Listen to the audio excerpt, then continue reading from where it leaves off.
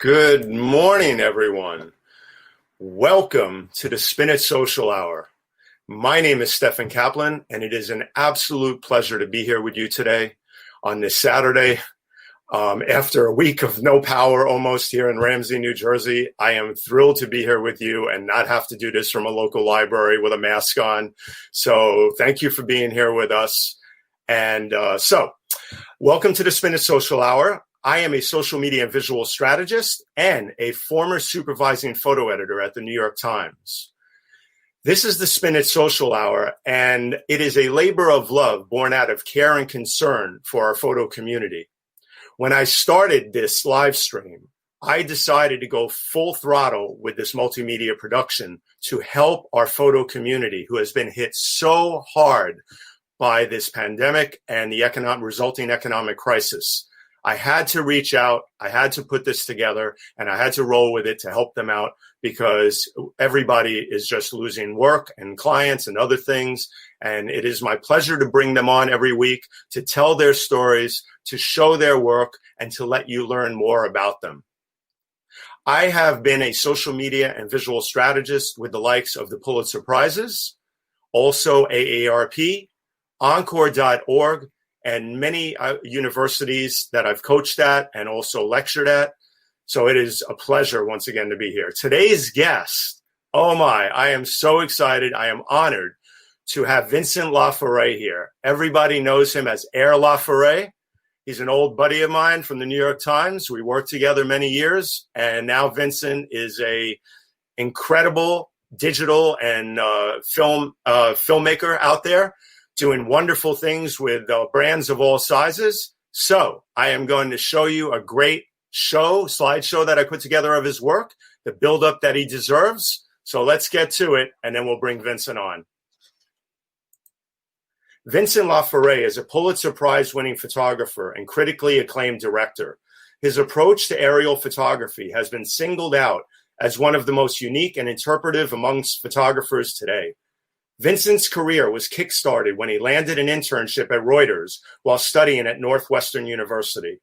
He gained national attention with his post-9/11 coverage of the Middle East for the New York Times.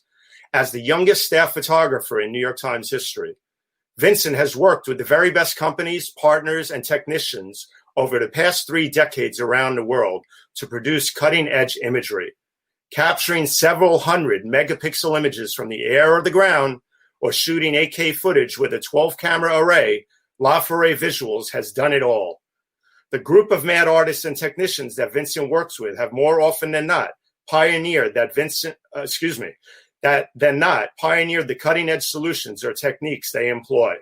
They've even worked with several astronauts. But sadly, Vincent hasn't had a chance to go to space himself yet. Yet, I say. I am so thrilled to bring him on. Good morning. Hooray. Good morning, Stephen. Is that a good enough build-up? That's great. I'll try to live up to it, and I'll keep my my feet firmly planted on the ground. You live up to everything you do, man, I'm sure, including being a wonderful and incredible father to your new baby.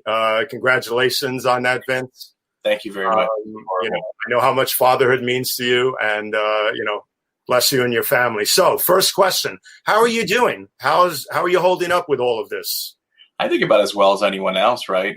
We're all finding a way to navigate through this multitude levels of craziness in this country right now, and I think every creative has been, affected in some way, positive or negative. Probably less positive than we'd like, especially in terms of work and finances. I mean, even if I wanted to go out and shoot for myself right now, it's not the best situation. I have this little Komodo here from Red that I love, and Jared will ask me, "Hey, you shoot anything?" I'm like, "Well, yeah, with my kids, and my family at home, but I'm not going out and doing an essay, on the subways of LA or anything like that right now." So that's kind of a reality, is that I think we're being affected on many levels, not just work being suspended for most of us, especially in production, but also, being able to scratch that itch of going out and to photograph people or film people. And I really miss that. And I realized that yesterday. I was walking up the beach, back from the beach with my baby, and looking at these people playing volleyball, and I was studying them. And I'm like, you kind of have, you're getting into the creepster vibe because you're staring at them, and they're like, why are you staring at them? I'm like, well, because I haven't seen that many people in a long time, and I think my brain is just curious, and that visual brain of just studying things that every photographer does was on at a high level. Right. It's true. You mentioned two things: scratching that itch of creating things that we all have all the time. It's part of us. It's part of our DNA. Mm-hmm. And then also, of course, protecting, your beautiful new family and making sure that they're safe. Even going to the beach, making sure there aren't too many people on a certain day, right? Right. All those types of things. I mean, number one is I've spoke to Peter Da Silva about this. I've spoken to other people about this. We all want to do things. Even myself, I went to the city the other day, but you've got to be careful. You've got to be careful. So I have a 13-year-old, we have a 13-year-old, so it's important. But anyway, Vincent, it's an honor to have you on here. It got a little dark there for a minute. No, I'm messing with the screens. No, it's okay. There you go. So we want to see you. So the thing is that, we worked together for at least 7 or 8 years at the times, back during the war and afterwards. And I have to tell you, it's a dream now to have my own show to help photographers and to bring you on. So let's get right to it with everything. But first of all, let me get to the first part here. I have so much that we're going to talk about, and we have all your stuff ready to put at the bottom to make sure everybody knows all about you. But Vincent, what's your favorite thing in life to work on as a photographer, and what's the one subject that you're most passionate about? I think I know the answer to this. There's an easy answer, and then there's a more thought out answer, which is maybe not thought out, but more relevant answer. The easy answer for me is aerials. I love being up in the air in a helicopter or a plane, filming or photographing. I just did my first pandemic job 2 weeks ago, which was a series of aerials for a company. And it felt really, really, really, really good to be up there. We were up over Ojai and Ventura County, just north of LA, with the wispy clouds coming into the marine layer at sunset and flying through them with a phenomenal pilot named Aaron Fitzgerald, who's also an incredible visual pilot. He's actually the Red Bull helicopter as well. So the guy who flies it upside down or does the loops. And he's also one of the sweetest guys in the business, and he's got a great eye. So here we are flying in and out of the clouds with the sun setting, and I'm going, God, do I miss this so much. And I'm getting goosebumps just talking about it. So maybe it's just that it's at 7:08 in the morning on a Saturday in LA and it's chilly. But the harder or the more complex answer is because it's a very visceral one, is the answer to that is something I haven't seen or photographed before. If there's a driving factor in my career is, for whatever reason, and I think it has to do with my father and my upbringing. Okay. I like to break things, whether they're rules. I like to tell students sometimes, master every single rule, right, and then break every single one of them. That's when you're going to start producing interesting work. That's right. I tell them, sometimes it's going to happen because you're inspired. A lot of times it's going to be a mistake, because you're bored or tired. If you're at the Olympics shooting 18-hour days for 14 days straight, you're going to do silly stuff. And guess what? You're going to get amazing imagery out of it. Yeah. If you're like me, bored in a helicopter and you take a tilt shift lens out and you see that the world looks like a miniature for the first time, again, out of boredom, literally saying, I've shot this with a 24 100 times. What does it look like with a 24 tilt shift? So the hopefully not too long-winded answer to you is no. And your viewers is that the key is, to me, a strange refusal of doing the same stuff the same way. And the discipline of taking a great photograph is less about taking the great photograph and more about not taking the mediocre ones or the ones you've seen before. So you'll walk around in a scene as a photographer and you'll see, that's beautiful, but I've seen that. That's beautiful, but I've shot that before. That's really interesting, but I've seen that. And then it almost catches you in a very, again, goosebumps, but that is the reaction you should be having. I am literally having goosebumps talking about it, because that is almost what I've trained my brain to react to. Unless I feel something like that goes, ooh, there's something there that I either tells the story perfectly or does something to me visually or emotionally or intellectually. Right.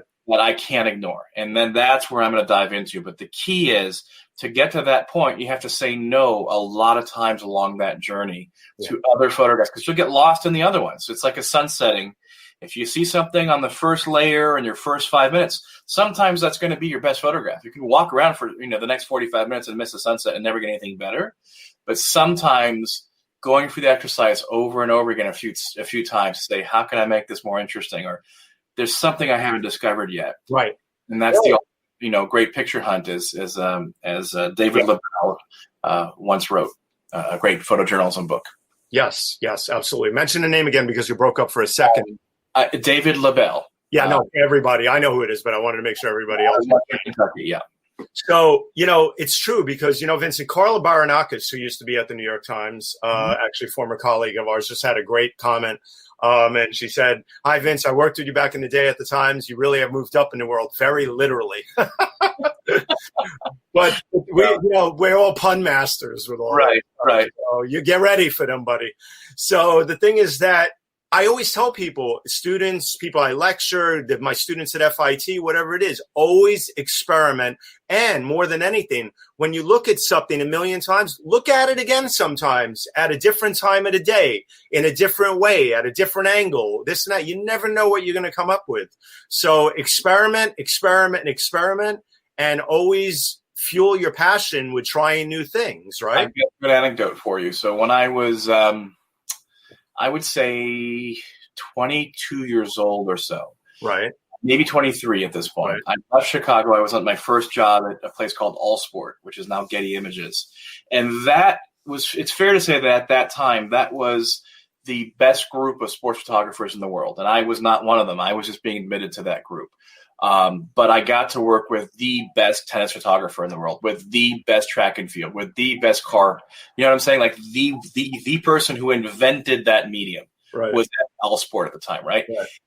And the lesson that really hit me beyond seeing a lot of Sports Illustrated photographers that were in their 60s and 70s and had every accolade in the world, one lesson I learned that was killer was that they worked harder than anyone else, even at the highest level of their career. So the guys that when Sports Illustrated covers meant a lot, those were really big deals. And the guys that shot them every week, those gentlemen, whether it was, Al Tiemens, whether it was John Beaver, you name it, they, especially someone like John Beaver, who didn't need to prove anything out. He was from a great lineage of photographers who shot the Green Bay Packers, his father, his brother, and himself. He photographed all the best. Incredible.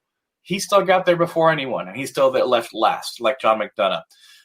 And the second lesson, perhaps the key one, is I covered my first car race with a team of 3 or 4 photographers from All Sport.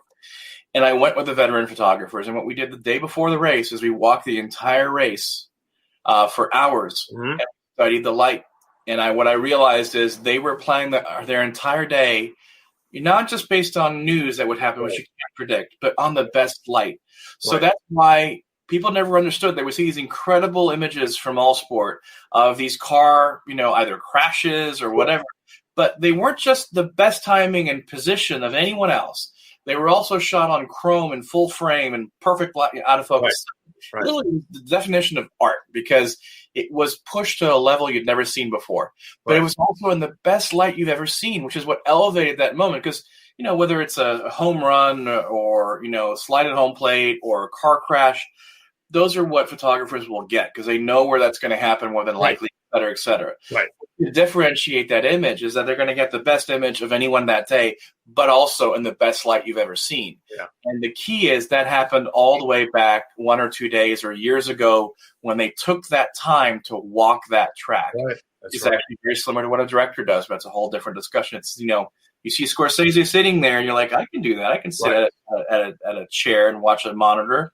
I can be a director. And it's like, no. Scorsese did all of his work the past few months or years and has communicated that to his crew. And by now he's just sitting back and letting them do their job. Right. Yeah. I mean, there's so much prep, to do and everything else that's how like you said, they know they're going to get the home plate shot. They know they're going to get this shot. They know they're going to get the other shot when the flag is, waving and everything else at a car race we're speaking about. But the thing is that all those other things, all those other factors are key from studying the scene and knowing everything around you, Yeah, like the back of your hand, Do you have a Sammy Sosa image or no?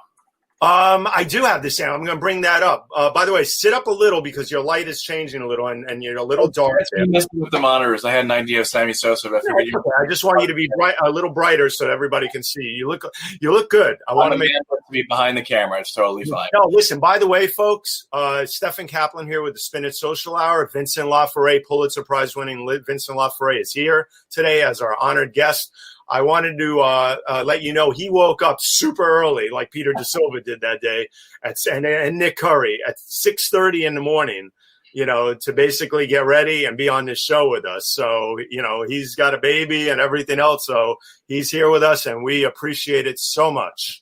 So, I'm going to pull up some stuff while we're going to continue talking here about everything else. So hold on one second, and we're going to – I want to say hello to Scott Balcom and Mitch. Well, actually, one of the things I'm going to do real quick before we go to that is I'm going to show something really quick here. Hold on one second. And this is a real treat. I have it queued up just perfectly. I'm going to mute myself for 1 second. And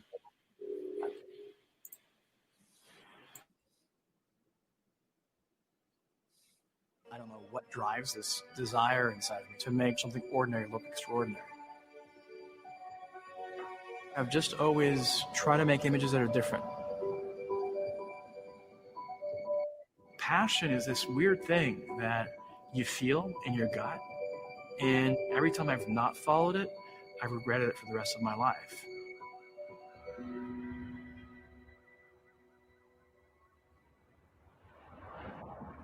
When I was 26, I was on vacation in France with my father. He got a call, and we heard about the first plane hitting. I ended up getting stuck there because, you couldn't fly back to the States for days. I got a call at 3 o'clock in the morning and said, "Hey, do you want to go to Pakistan?" I'm a sports photographer. I have no idea about covering conflicts. There were some pretty bad episodes. Got pretty close to getting killed a few times. And after 3 months, I got out of there. Being overseas and covering the aftermath of 9/11, you see the best in humanity and you see the worst in humanity. You see both extremes. After 25 years, you kind of shot a lot of almost everything. It's really hard to find something different. I mean, I think that's the goal of anyone these days, is finding something that's never been done. That's what aerial photography was for me.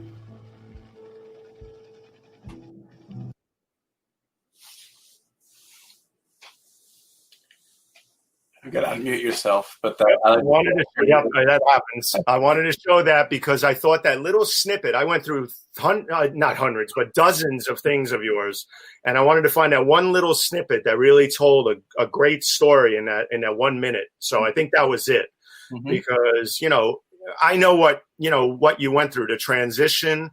I was there when you came back from the USS Abraham Lincoln. I posted a photo this week, an old photo of us when you came back.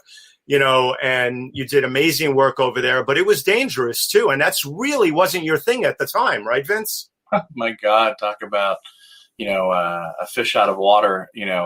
Hello, Pete De Silva. It's nice to see you here this morning. Great guy to hang out with when I was. He's amazing.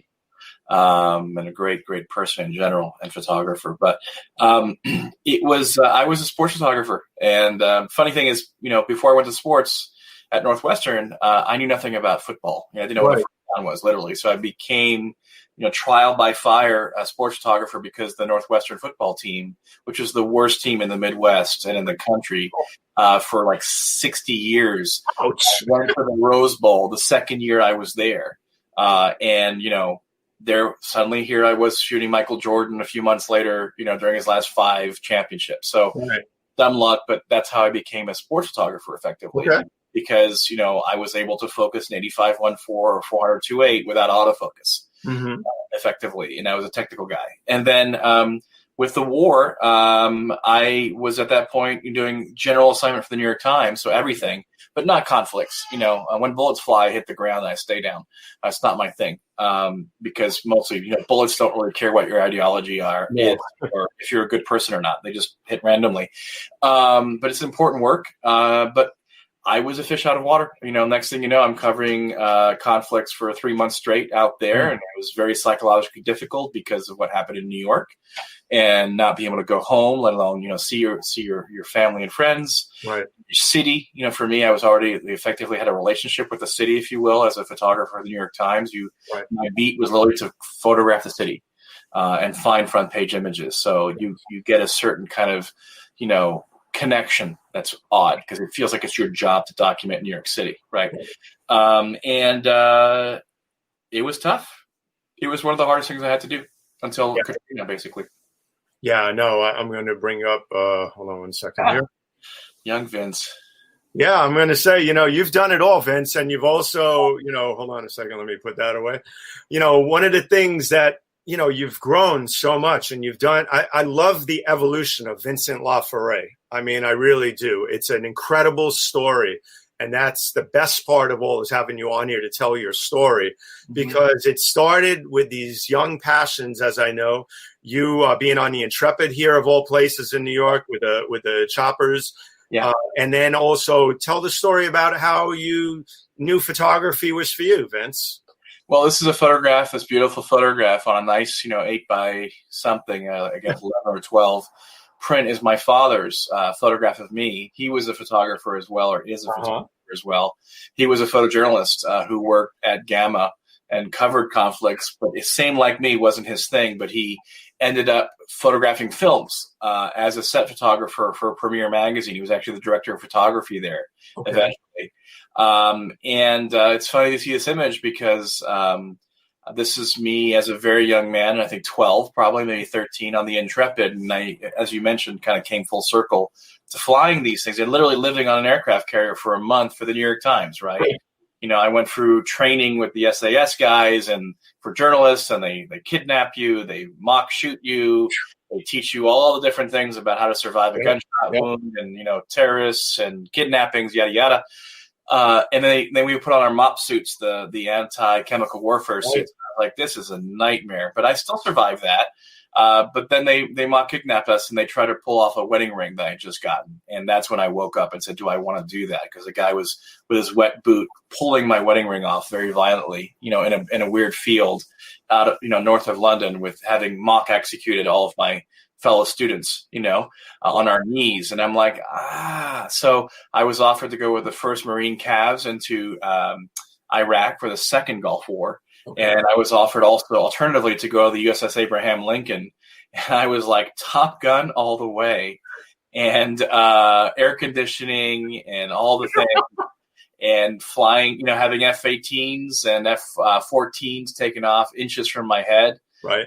Phenomenal experience. And the reason I became a photographer was that my dad is one. And at 15, I said, so I had done a lot of different arts by then, a lot of music, a lot of, 2D arts, like, drawing, painting, oil painting, you name it. Right. They were all too slow. And I said, well, I hadn't found even acrylic was too slow after doing oil and watercolor. And I was just bored. And I said to my dad, it's silly you're a professional photographer and that I don't know how to do it. Can you teach me? And he handed me the camera, and that was it. At 15, I instantly fell in love with it. Yeah, no, I mean, it was your calling, man. There's no doubt about it. But what's trippy about all of this, like I said, I had to show that first photo of you, is because who would have thought? I mean, here's this kid standing on the Intrepid, then he develops a love for photography, and years later he's, on the deck of the Intrepid. No, in the Gulf War. The Abraham Lincoln. Yeah. Abraham Lincoln. I was going to say the Eisenhower, the Abraham Lincoln, and then developing into Air Laforet, flying choppers, which we're going to tell that story because wow, the heights that you achieve and going up. Wow. Anyway, this image here, Vincent, from Pakistan, I believe, correct? Yes. Yeah. found this, and I so wanted to show this because I remember when your work was coming into the wire, my jaw dropped when I saw this photo because it was stunning. I mean, tell a little story about this photo because the colors, the mood, the feel to it. I mean, we're going to take Edward's question now for 1 second just because it's so big. We just want to talk about this one photo for 1 second. Hold on. Let's take that off the screen so we don't. Okay, there we go. So tell us, Vincent, tell us about this photo. This was, so again, this is the first weeks of the 9/11 wars, in Afghanistan and Pakistan.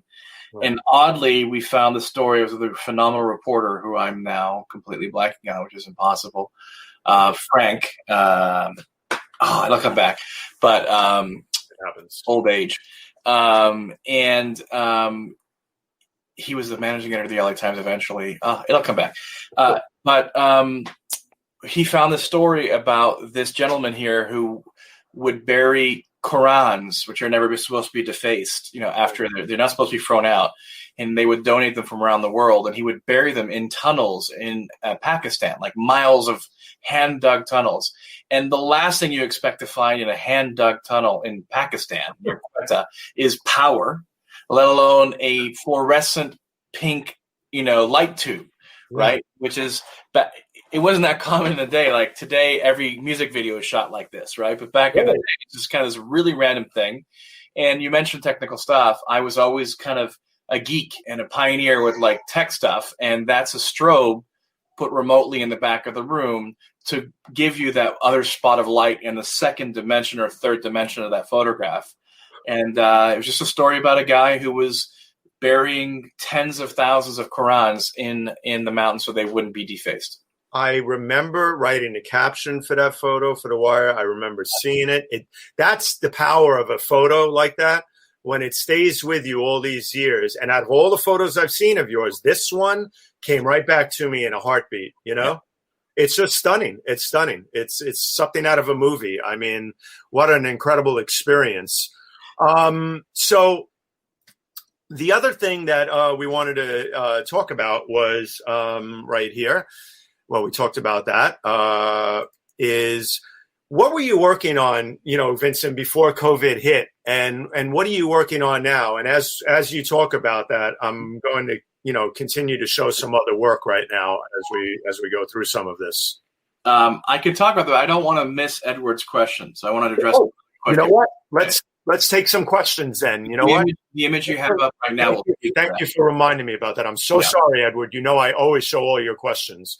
It's a well thought through question, and I think if I have one word of advice, for anyone, if I dare give any advice, yes, and it applies to life and photography, it's the single hardest thing in life for photography to find is balance. And balance is not something you find; it's something you choose. Right. I think that goes right into photography, where he mentions pre-visualization, right, and how important that is. And I absolutely agree with him. And what I like to say to people, or whether it's students or who I work with, is as a director, you have to prepare to be spontaneous. And what I mean by that is, because it's supposed to be self-canceling, is you have to really pre-visualize, you have to think things through, you have to do a lot of prep work, as we discussed, where you really go through the process as much as you can before your shoot day and think of everything, or you practice it, or you go on location and you really think about all the angles. And then once you're really prepared with a shot list and what you're doing, and you know what you're doing and know exactly what you're looking for, you have to keep an open eye for something that surprises you, that gives you that tingly feeling. That says, hey, what you were doing it was great, but look on your left or behind you. That's amazing. Or point your camera in a different direction or choose a different lens or whatever it is. And you have to find the balance between pre-visualization. You have to have that. But once you have that, because you have a plan, it frees you up to freelance, if you will, right, or free solo, or however you want to put it, and just go out, in a dangerous place, because you always can fall back onto your plan. Right. Right. No, absolutely. It's fun. I remember also you saying that when you were in the war and you were documenting all of this, I had Paula Bronstein on about a month ago. And I remember you tweeting out something saying that Paula saved my butt a couple of times. She literally saved my life once. Wow. So, it's a whole long story, but we found ourselves in a place where we weren't supposed to be, and the police and military didn't like us being there. And next thing you know, we're fighting for AK-47s, this. And she showed up with another photographer and started flashing their strobes on their camera, literally like in the movies, just to get their attention, and they stopped because it was heading in a very, very bad place and not going well. Wow. Hey, let's have a couple of those comments back that came up. One was from Estras Suarez, another Pulitzer Prize winning photographer who's here watching this morning. Estras says, all of the greats have always said, have a plan, but be ready to dismiss it all of a better set of circumstances as a better set of circumstances present themselves. Absolutely. They will if you prepare, and that's, to a young photographer or a new photographer that's listening, or watching, I would always go to every situation because I did news, right? You didn't know what the event was going to be. My job was to anticipate that. Sometimes it wasn't that, but the goal was get that safety image early. Get that one image that if the event ends right now or you have to leave or anything happens, get that safety image in the can, in the box. And then now you have that to fall back on. Now you start experimenting. So in every job to this day, when I start off, I'm holding my breath to this day, because if I'm not pushing the envelope hard enough. Right. If I'm sitting back and relaxed, even if I prepare to death, that means I'm not pushing hard enough. That allows me to push further. Mm-hmm. And I'm going to get that safety first shot in the tank, or in motion, a series of shots to make a sequence.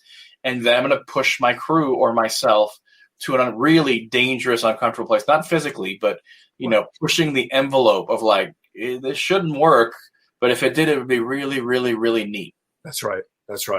Well, the stories are only starting, so we're going to get some more.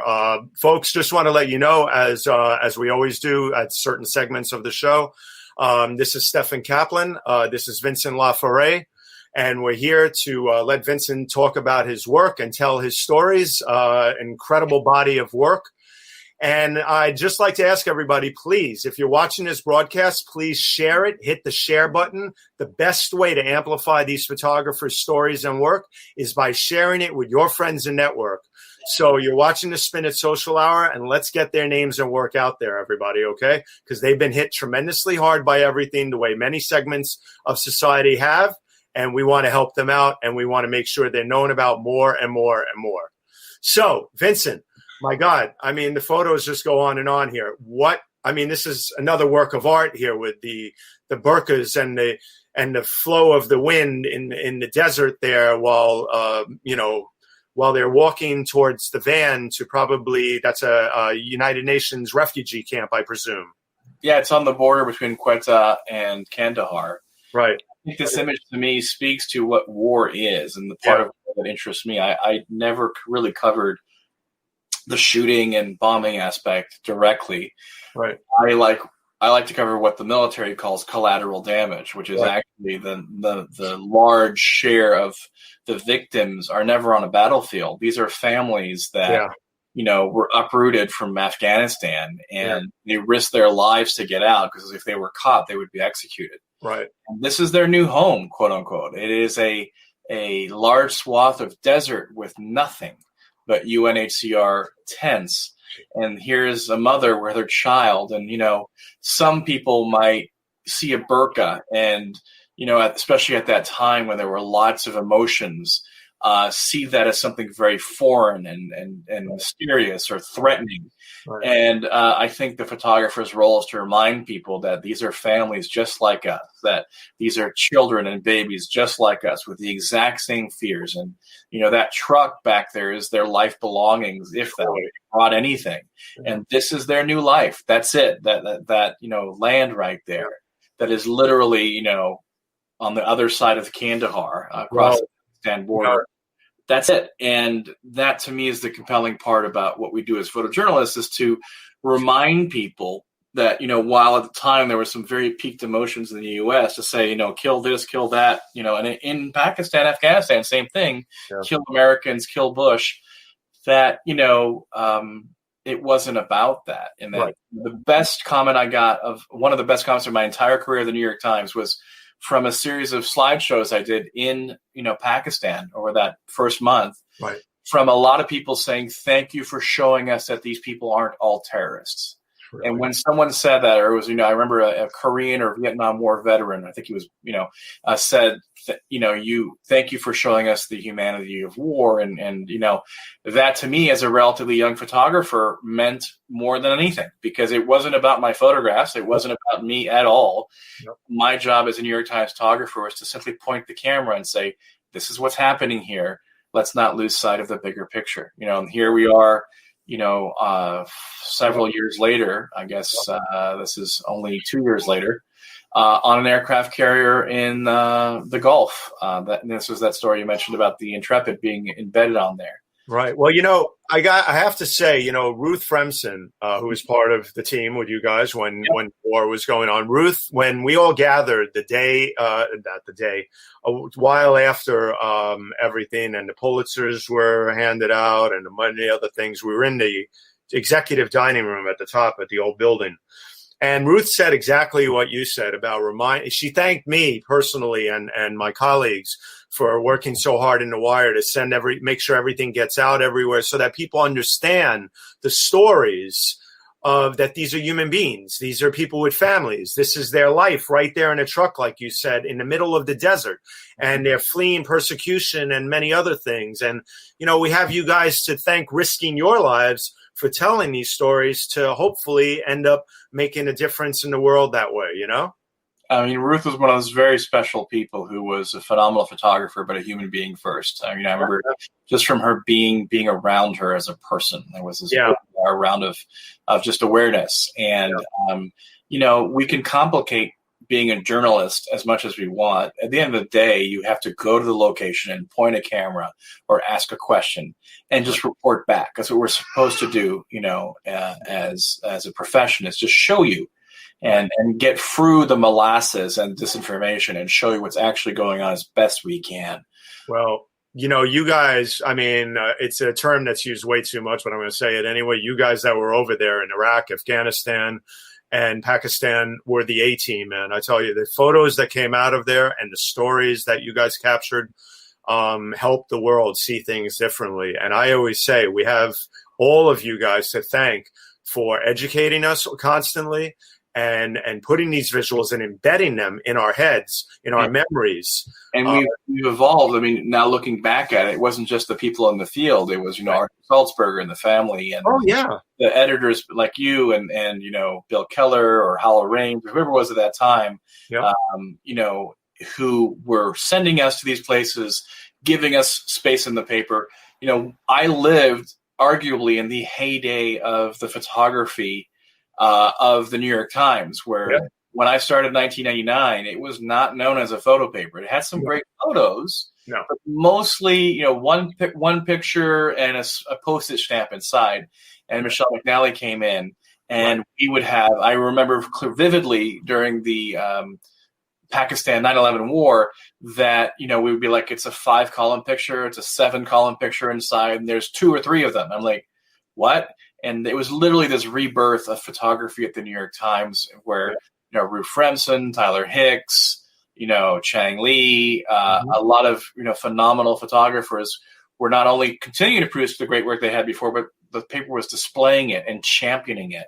And this image here to this day, stops me in my tracks, because this was actually the image I think they used for the Pulitzer entry as like the main image. I think you're right. I think that's why I pulled it. Yeah. And I really wonder where this young woman is, because the story behind this was I was actually being encircled by kids, like in the movies where all the kids jump up and down and want to have their pictures taken. So that's probably the first, white male they'd ever seen in the flag. Right. I had a camera and the things, and they were jumping up and down like crazy. And then suddenly everything, I was literally surrounded, like an NBA star. Right. And everything just stopped at one point when I looked to my left and I saw this young girl just standing like this, leaning against this dirt wall, which was her new home. And you can see the shadows of the people, and a lot of people had died, or been, men were executed in front of their families, and only the mother and the child might be let through if they got caught leaving, by the Taliban. And it was an eerie image where you could see the shadows of the people and everything stopping from it. The child looks like a man and a woman and other people, and this young girl, the intensity in her eye, where just the world stopped for a minute. I mean, the way you captured it with that sunlight, with the shadows and everything, I mean, it's just a perfectly composed photo. But the thing that, of course, makes it stand out so much is her in the foreground with that look on her face of you just want to, just bow your head and say, well, I hope she's, survived everything back then. But, it goes back to that incredible story of Steve McCurry. I thought you were going to go to McCurry, of course, yeah. Going back years later and finding the Afghan girl with the green eyes, Yeah. And everything. You wonder the same thing about this girl and thousands of others, right, Vince? Yeah.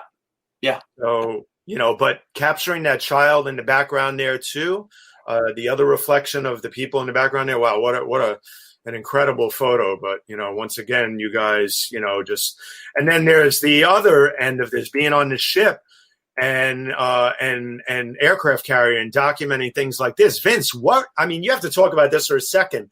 What was it like being on a ship with the intensity of jets taking off with the streams of light and fuel and power? Talk about this for a minute.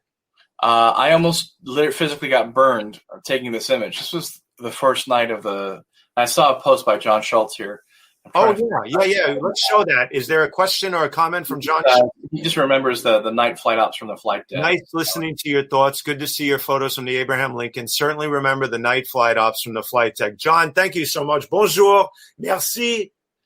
He's here. He's living in Paris. It's wonderful to see him and hear from him. So anyway, talk about this, Vincent.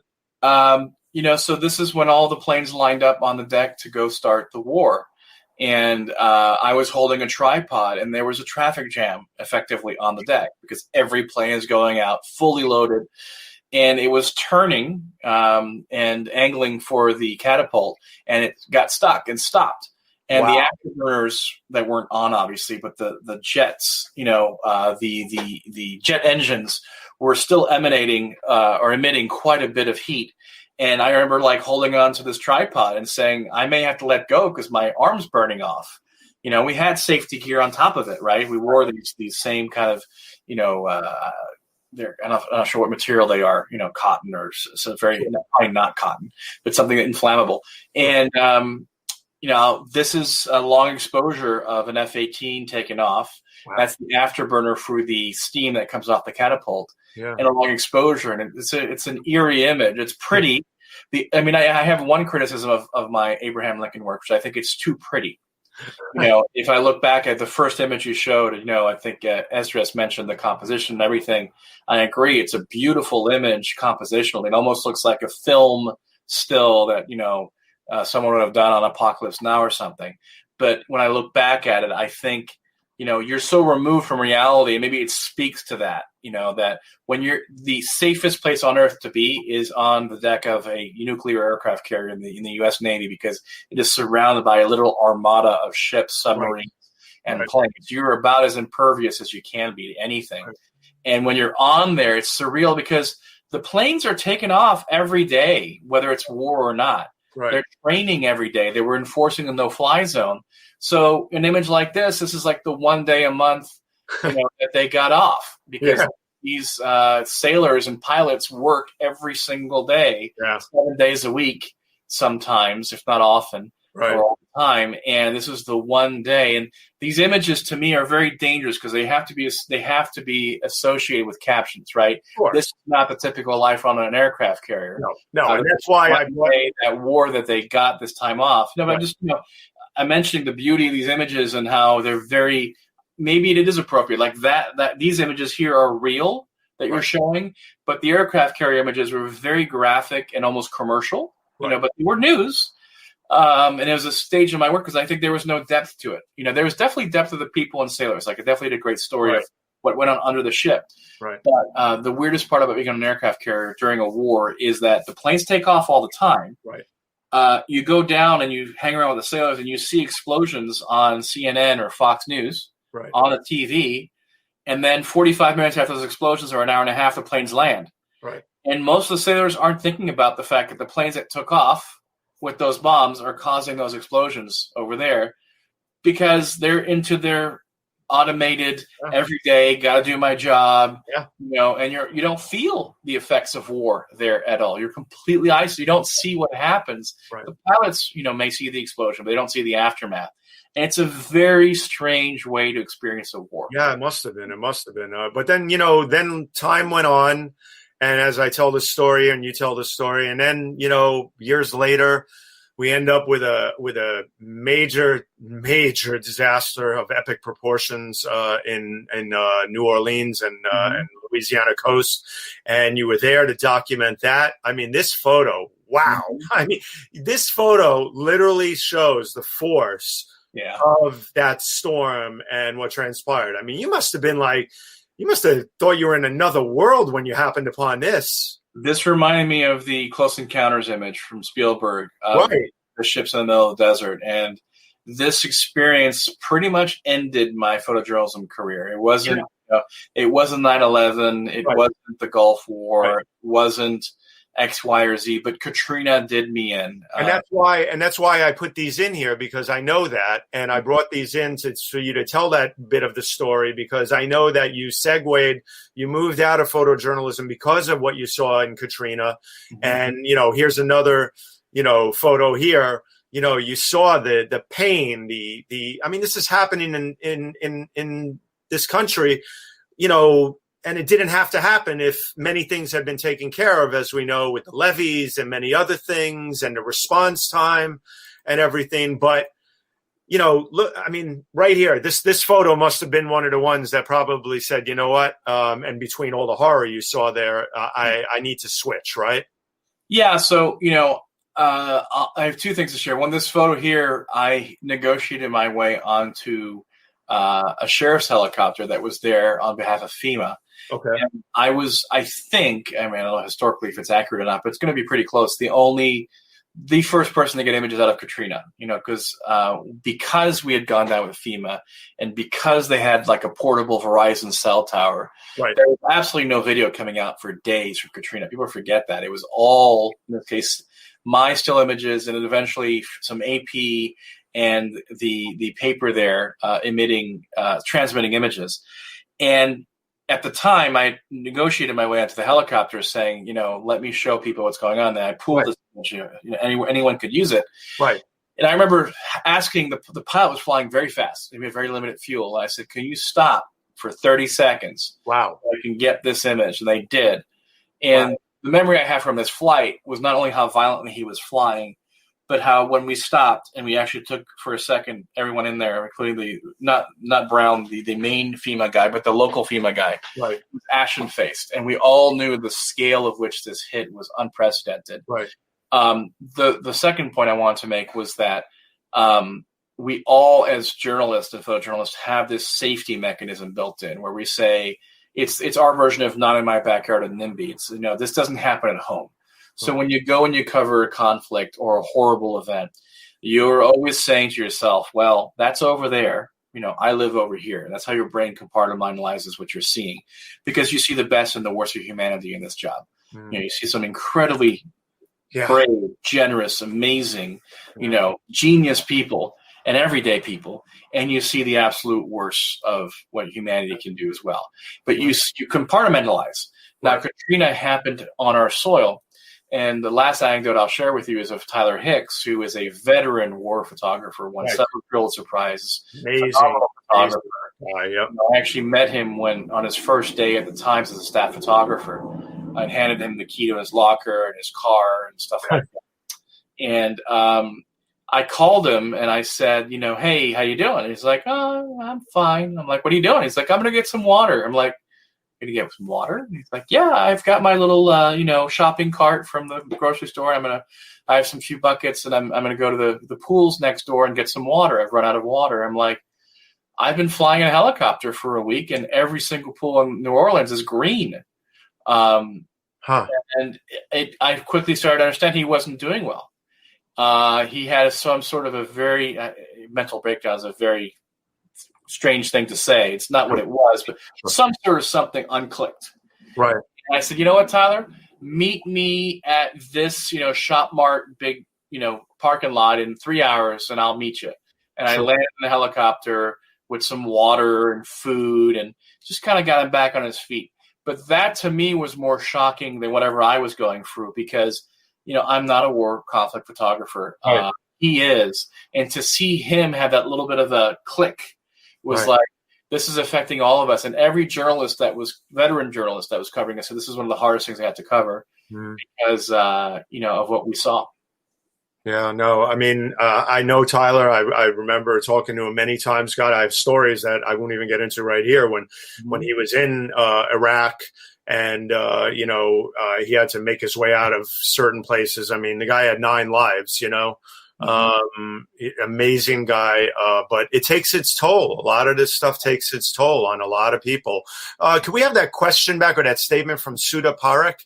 I just wanted to read about her experience when she actually went down there. I have seen many images, so many images during Katrina. It was pathetic. I went there through the Red Cross to volunteer as a psychotherapist. I have a lot of memories. Ms. Parekh, you are one of the big fans of this show and supporters of this show. I thank you, and I also thank you for sharing that and your service by always trying to help society at large. Thank you very much, Ms. Parekh, for saying that.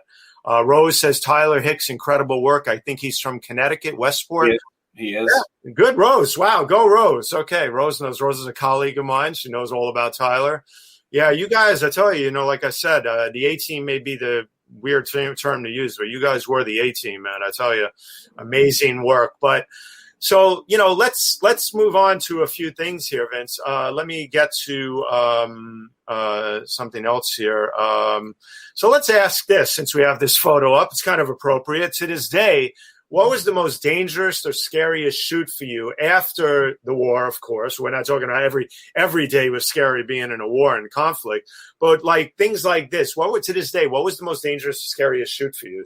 Well, the funny part is once you've had an AK-47, and this sounds terrible, I don't even want to say it. No, I know. Like a war photographer, once you've had a gun held to your head, and you survive that, everything else is kind of relative. So I don't know that I ever had a feeling of danger outside of conflicts. It's okay. That's the answer right there, man. That was the dangerous spot, and the dangerous experiences I and others had. Right. And people who could do that every day have every day in conflicts, I went from that to stuff more like this, where I love the world. I love the beauty in our world. And I think there's plenty of negativity and death and destruction out there. Well, but I try to highlight the beauty, following that career. And that's why I left photojournalism was it's like the Red Cross patch or, the sticker on your door. Like I gave is the way I felt. It had an effect on me. Sudha knows when she says that she has a lot of memories. You don't forget that stuff. No, you don't. I still remember, I can't imagine what you guys, I always say coming in 9/11, I got into work that day. I took a raft to work that day. I don't know if you ever heard the story. I came across the Hudson River because I couldn't get in any other way. Everything was shut down. I jumped in a Zodiac raft by some guy and I zipped across. But anyway, I got to the office and we worked, hours and days and months nonstop. It starts to take its toll looking at, the amount of graphic images that we were looking at. Oh, yeah. So, let's take that opportunity to jump on the more positive stuff. No, absolutely. Yeah. Anyway, so getting to this now, my point is I want to thank you for doing this type of work now because it's such an incredible thing to see the beauty of the world through your eyes. Mm-hmm. And that's what I was getting to here. Sorry if I took the long way there. No, it's fine. But it's almost like going for military service, right? You do your duty. It's the way photojournalism felt to me. It was an incredible career. Like I wouldn't give it back because there was so much more that was not conflict. So many amazing things I got to do at the New York Times.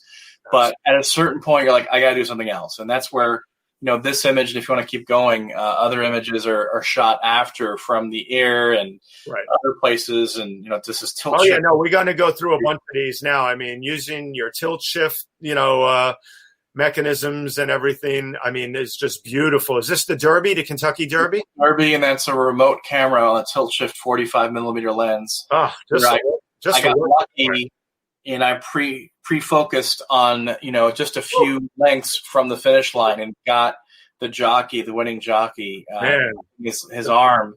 What a beauty, man. What a beautiful shot. I went to after the news. This is finding, the more positive and beautiful stuff. Right. To balance things out. I'm going to go back to the beginning here because I wanted to get to this stuff. So here we are, years later, you're just Air La Forêt, man. I mean, that's it. You're going up in choppers. You're going up way, way high. Vincent, what's the highest you've gone? And tell us about the story about, I mean, you've reached certain heights that helicopter pilots don't even want to go up to, right? Oh, we've been 14,000 feet or higher, right into the hypoxia zone, where the pilot's wearing oxygen. I've suffered from hypoxia once or twice, and it's very trippy because, as a photographer, you do a lot of mental calculation on math for, you go up from 1.4 to 2 to 2.8, so you go down from 160th to 130th to 150th. You do that math all the time, right? In the inverse proportionality stuff. You do it like that, boom, boom, boom. You look at something, and you can say that that's 1/15 of a second at 2,800, right? Right. And you know that when you have hypoxia, you literally feel like you're drunk. You're like, I don't know what I can't do the math. It's really fascinating because you're not drunk, you're not incapacitated. Well, you will become it because you're suffering a lack of oxygen to the brain. But that was 14,000 feet over Las Vegas. And I started to feel hypoxia pretty severely, and the pilot did too. And he said, "I feel a little wonky." I'm like, "Let's land right now." Whoa. When the pilot starts saying that, then you want to go down. And we hadn't thought about it, but obviously Las Vegas is 2,000 feet and 2,001 feet above sea level. So by the time we got to 12,000 feet above the city, we were at 14,000 feet, and it took a very long time to get there. So every flight from that point on, I insisted the pilots have oxygen. Well, oh my God, I had to have you tell that story because it's mind-boggling to me. I mean, I love doing photos from planes when they're closed, but I'm looking at this, and this is the shot that everybody looks at in their mind and in their eyes, through their eyes, when they're coming into JFK or Newark. This shot right here is, I mean, how many times I've seen this from the windows, but here you are, and you're hanging outside of a helicopter. Yeah, I'm on the side of the helicopter, the door open, with the harness on, and seeing this. And the most incredible part of this was that you can see literally 747s and A380s under your feet, right, several thousand feet lower than you, landing at JFK, Newark, or LaGuardia. And you're here in a helicopter, and the pilots, like you said, are saying, some pilots refuse to go that high. They're not comfortable, up that high and in the darkness. And, that was what the AIR project was for me, was pushing the technical boundaries. This here is our AIR 1.0. The image I just had with a twirl where it's coming up is, what I'm doing now, which is adding movement into photography, which is kind of the next challenge for me of, the one thing I always heard growing up is you go in a photographer in a helicopter, you've got to shoot at 1/500th of a second or 1,000th of a second, like super fast shutter speeds, or your images are going to be blurry. Here we are now doing several second-long exposures from the air, really pushing the technical boundaries. This is all shot on camera. There's no Photoshop. Right. And that is the type of stuff I really like to try to push. Well, let me tell you, you are a technical whiz, and you are a master at this stuff, and you love to push the boundaries. This is Sydney, if I'm correct. Yep. And oh my God, I mean, the whole AIR series, folks, you have to go to Vincent's website that we've been showing off all the time. You've got to go to his Vimeo account and see videos of his projects and his work. Check him out on all platforms, including Instagram. The one thing, sorry, I had this in that order here. And then, I wanted to get to right here. Wow. I mean, being up that high all the time with the lights and the chopper, what's the turbulence like and everything else up there, Vince? It's usually very quiet. Okay. Obviously, don't want to be in a salad shaker up there. This story, I'm laughing because we did all this previs. We had actually mapped out all of Barcelona on Google Maps, or Google Earth, and we had a pre-flight with the pilot explaining where we wanted to go, what patterns we were looking. We are actually virtually flying before most flights. Okay. And Google Earth, where you can actually see the angle of light in 3D cities now.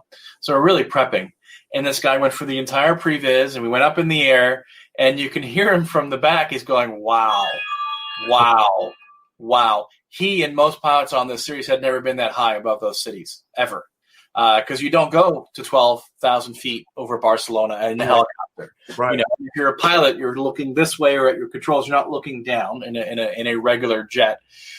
And the funny anecdote was that at one point, he kept saying, okay, to almost every single request. And at one point, Mike, my longtime assistant and friend, who was always with me in the helicopter, said, I don't know that he really understands what you're saying. I'm not sure he's really understanding. So I said, okay, why don't you go right? Okay. And we're going right. And I said, okay, now let's go left. Okay, and we're going right. And let's go up. Okay, and we're going right. And we quickly realized, okay, a la izquierda, a la derecha. He's like, oh, okay. We're like, it was the language barrier.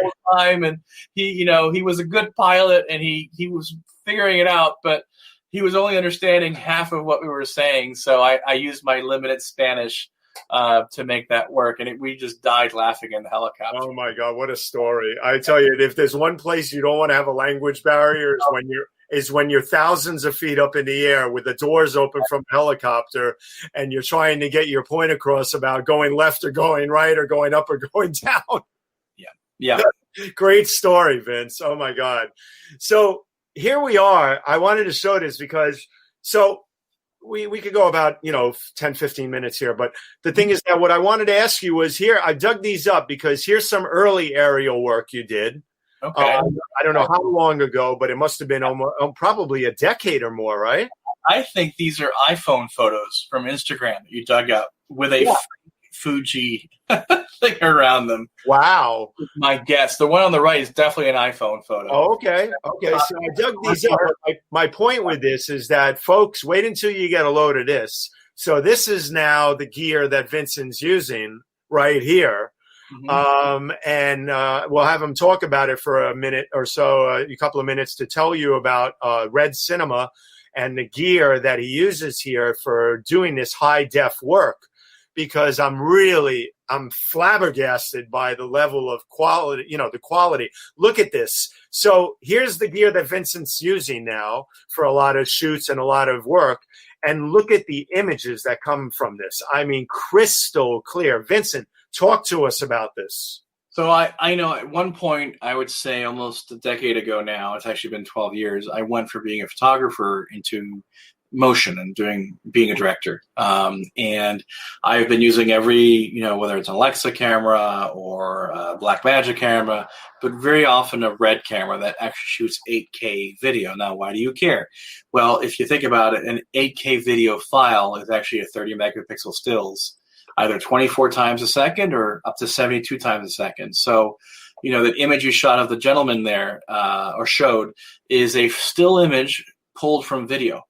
And you can actually, go and see the detail on his pupil, and you can read the numbers off of his measuring tape around his neck. He's a tailor in Iceland. And that's where, we're headed, been headed for a while now, for almost a decade, of this convergence, whether, it's not going to matter, I think, in the next 2 years, I would predict. It's already happening with a 12K Ursa camera, which is from Blackmagic, which is producing an 80 megapixel still. 24 times a second, full raw still. Obviously we're going to have the form factor being different. We're going to have the price point being different. But the question, I just shot with that little blue body you showed called the Komodo from Red yesterday. Right. Images of my daughter was video. But last night, well past midnight, I was going through still imagery captured off that camera and going, this looks just like a Leica image. And guess what? I'm shooting with the same lenses in front of it, whether it's a Leica M35F2 or a 1.4 right. or a Sigma 1835, which is what I shot yesterday. Here's a 200-400 from Canon. And the reason it looks like it is it's shot with the same lenses, and the sensor is phenomenal. And we're shooting, stills 24 frames, 24 times per second continually. Wow. And you're going to see the erosion. This is the first body that's under, the original red bodies were $40,000, $50,000, $25,000, the range. Right. This is going to be a $6,000 camera or $7,000. Wow, $6,000. Not bad for that, man. No, you're shooting 6, and you can put every mount on it because they have this new Canon RF mount. So you can shoot, Canon glass, you can shoot Leica glass, you can shoot Hasselblad glass, you name it. You can PL glass, obviously, put on this. And I just go out with this little blue body. I have 2 cameras. I have this red Komodo, and I have a Leica monochrome, right? And those are my 2 cameras. I just take out all the time, and that's it. And so look at the detail. Still camera versus this is the detail you'll get. That's an 8K hand grab. So this is being shot 72 frames per second in 8K. All right, I'm going to say it straight. Badass, man. It goes back. That's Mother Nature doing all the work, and you're getting in position to capture. Wow, hot stuff. I mean, just incredible, the detail. I mean, and one of your favorite places, I know one of mine is just flying in a regular plane. I can't imagine. God, would I love to do what you do one day and just experience just hanging from a helicopter that way. But is going over from the West Coast to the East Coast flight because, you go over Utah, you go over Nevada, you go over all these incredible canyons and especially if it's snowing and other things. I mean, wow, the detail. But look at this. I mean, just phenomenal. Incredible work. I mean, it just, but one of the things here, you work with a lot of people, and we want to give props to a lot of people and a lot of the companies from Red Cinema, right, Vince, and G-Tech, right? Yeah, absolutely. The thing that's been interesting over my career was that I went from being someone who just used the gear to working directly with the companies themselves, whether it's Canon or Apple, Adobe, Zeiss, Fujinon, Shotover, right? Red, you name it. And I'm lucky enough to get a chance to either consult for them or work with them and give them direct feedback and on alpha and beta stuff, because as you can imagine, a lot of this stuff is shot with very cutting edge technology. Not very many people do it, so the feedback that I and others can give them is unique because we're pushing their gear to places they never intended to go. Right. No, absolutely. I mean, you really are pushing the limits with everything, man. But, going back to the Air series, I have to say this one, every time I look at it, takes my breath away, man. This new series that you're doing on motion is just absolutely, is stunning. And I wish you all the success in the world as you continue on with all of this, because it's just a phenomenal way to look at the world. And you've been featured on every major channel and outlet. And to have you on here today to talk about your work, to tell everybody your stories and to share your time with us, I have to tell you, I'm absolutely, thrilled. Peter De Silva says, overexposed. That's an inside thing. He made these wonderful little plates where we would mount remote camera, and he gave me an overexposed plate. And this feels like 15 years ago or so, maybe. Yeah. And it was just a plate that went on the ground, and you can screw in little cylindric, pieces of metal that had quarter 20s at the end of it, and you put your camera on it, on a ball head or whatever. And those plates, man, they covered the Olympics, they covered elections, they covered every remote, you see on the ground. It was at the time his plates that he made for that use. Right. So that's what that was, and that's one of the reasons we got to meet. No, absolutely. I mean, so there were so many comments. One of the things, we'll go back little by little. Vince is busy, but I will go back and definitely see if I can field some of the comments. If there's any really, ones that stand out technical wise that maybe somebody might want an answer to, I'll shoot it to you and everything. And if and when you have the time, I mean, we know how busy you are. But I have to tell you, the whole body of work on the Air series is just phenomenal. What was the height on this one, though? I have to go back to it and ask you because I didn't ask you.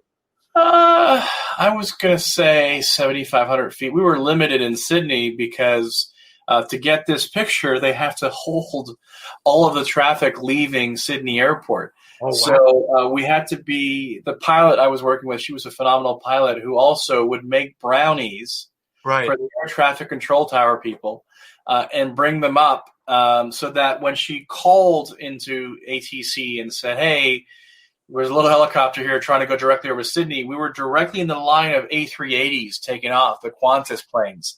They fly straight off of Sydney and over, the Sydney airport, over Sydney or close to. And so we would literally be waiting for ATC to clear us in between takeoffs and landings or takeoffs. Wow. To get images like this. So I'm pretty sure this was 7,500 feet. This is the thing, and we'll start to close off here, is that this is the thing that people have to realize, that the amount of different factors that go into doing a series like this. I'm in awe. I'm in awe of all of this, from the prep work to the actual implementation of everything to working with all the different people. You do the customs, you do, the clearances with ATC. Right. Berlin actually wrote an amendment, a law, some sort of amendment to allow us to photograph over Berlin at a lower altitude. The Senate did, So you do all this paperwork, all this lead work, and then you finally get up in the air with the new gear, and the clearances are very specific. Like in Sydney, we have to fly from this altitude from like 7 p.m. to 7:22 p.m. But at 7:23 p.m., we have to be from this altitude to that altitude, like crazy things like that. And you have to balance that with your creativity somehow. And then the amazing thing is that at the end of the day, the only thing that matters in the world is the weather. So we photographed over London. We got the clearest blue sky day in the history of London, the pilot said. He said, I've never seen it blue, this clear, this clean. You are so lucky. And I went, don't say that, because as we took off for sunset, the clouds pulled in because of the lowering temperature. And it was on cue. It's like this beautiful blue sky, incredible clarity, and it still turned out great. But we never got the night shots we wanted because as the temperature fell, the pressure system came in and socketed London over. So that's the beauty of this, is people see the resulting image, and that's all they should focus on. The old newspaper saying is no one cares how the sausage is made; they just care how it tastes. No one wants to know how a paper is put together and all the stories and things that didn't go right. No, people don't care. But the profession is to go through that. Right. And understand that it's part of the process to go through all this pain. Right. And sometimes after all the pain and prep and work, you get nothing. You have nothing to show for it. And often because of things that are completely out of your control, because the battery is dead or the weather comes in or God knows what. It always happens. But that's what makes it so special when you do get it. When you get that moment where everything does line up. And that's also what makes you appreciate the simplicity of pulling a camera out and going out and doing street photography or going into nature with not even a tripod.